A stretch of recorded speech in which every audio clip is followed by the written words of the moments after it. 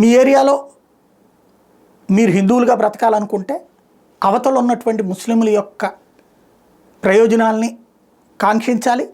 అదే సందర్భంలో ఆ ముస్లింలకు ఏదైనా ఇబ్బంది వస్తే మనం సర్దుకోవాలి. ఇది అతిపెద్దదైనటువంటి కొత్త చర్చ. ఒక లక్కిరెడ్డిపల్లె ఉదంతంలోనూ, ఒక రాయచోటి ఉదంతంలోనూ ఆంధ్రప్రదేశ్ దాకా పాకేసింది. తెలంగాణలో హోలీ పండగకి సంబంధించి ఎలాంటి ఆదేశాలు ఇచ్చారు? ఎవరికి ఇబ్బంది కలిగించకుండా, లేదా ఎవరి మీద పడకుండా, ఇష్టం లేని వాళ్ళకి పడకుండా. అంటే ఇప్పుడు హోలీ రంగు చల్లాలంటే వెళ్తున్న వాళ్ళని ఆపి, సార్ మీ మీద రంగు వేయమంటారా అని అడిగి చెయ్యాలన్నమాట.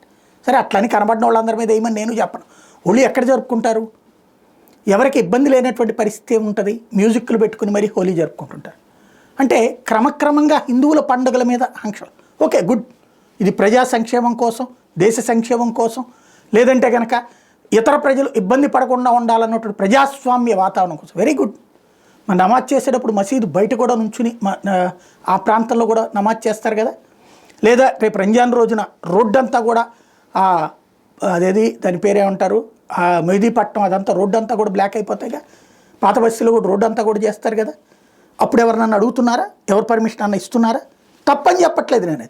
వాళ్ళు చేసుకునేది ఒకరోజు ప్రార్థన చేసుకోవడం తప్పే ఉంది, కానీ వాళ్ళకి ఇస్తున్నారు. గుడి దగ్గర కూడా జనం ఎక్కువైనప్పుడు ఇబ్బంది పడుతున్నప్పుడు ట్రాఫిక్ మళ్ళించట్లేదా? కానీ ఇక్కడ అనుమతి కావాలంటున్నాం, అక్కడ అనుమతితో సంబంధం లేదంటున్నాం.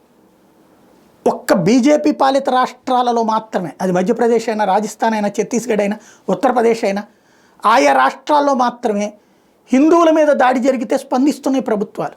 అదే మిగతా బీజేపీ కూటమిలో ఉన్నటువంటి ఆంధ్రప్రదేశ్లోనైనా ఎలాంటి పరిణామాలు తలెత్తుతున్నాయి?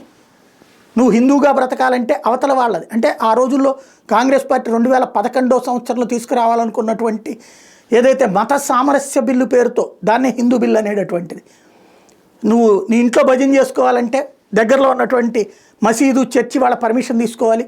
నీ చుట్టుపక్కల ఉన్నటువంటి ముస్లిం క్రైస్తవుల యొక్క పర్మిషన్ తీసుకోవాలని ఎట్లాంటి చట్టం అయితే తీసుకురావాలనుకున్నారో, అదే వాళ్ళైతే కనుక వాళ్ళు ఎలాంటి పర్మిషన్ లేకుండా వాళ్ళ ప్రార్థనలు చేసుకోవచ్చు అని చెప్పి చట్టం తేవాలనుకున్నారు.